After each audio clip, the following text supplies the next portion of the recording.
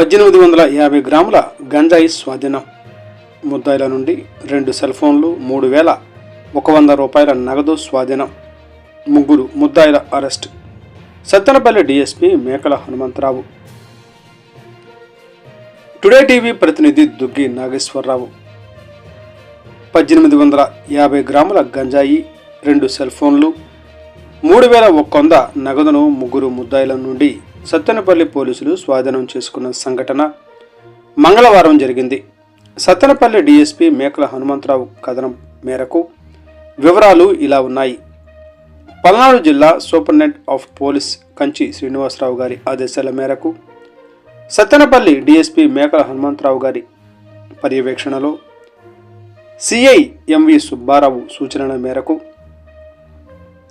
రాజుపాలెం మండలం SI K Venugopal మరియు సిబ్బంది ఆధ్వర్యంలో సోమవారం పోలీసులకు వచ్చిన ముందస్తు సమాచారం మేరకు క్రోసూరు మండలం పారేపల్లి గ్రామానికి చెందిన పారేపల్లి భూలక్ష్మిని రాజుపాలెం మండలం చౌటపాపాయపాలెం రైల్వే గేటు వద్ద కుందూరు దుర్గారావు తండ్రి గురువులు ఇంటి వద్ద, రాజుపాలెం మండలం చౌటపాపాయపాలెం గ్రామానికి చెందిన కుందూరు దుర్గారావు, వల్లాల ప్రసాద్ అనువార్లు గంజాయి అమ్ముతూ ఉండగా మెరుపుదాడి చేసి వారి వద్ద నుండి 1850 గ్రాముల గంజాయిని, 2 సెల్ ఫోన్లను, 3100 రూపాయలు నగదును స్వాధీనం చేసుకుని వారిని అరెస్టు చేసినట్లు డీఎస్పీ పేర్కొన్నారు.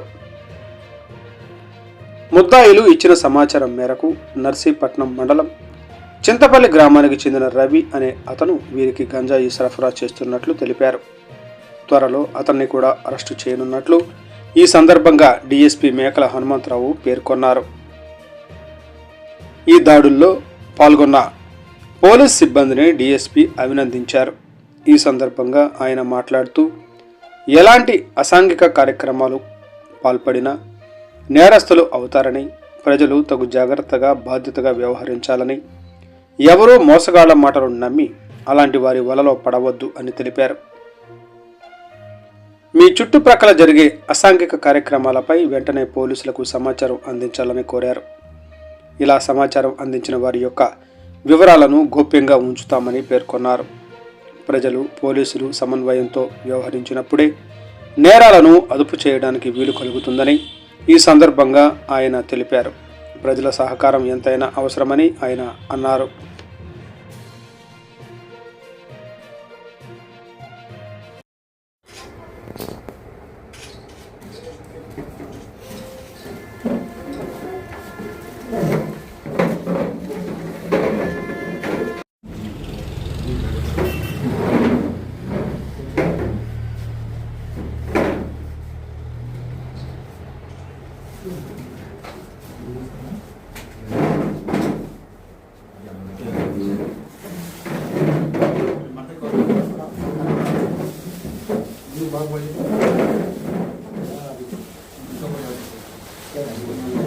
जनक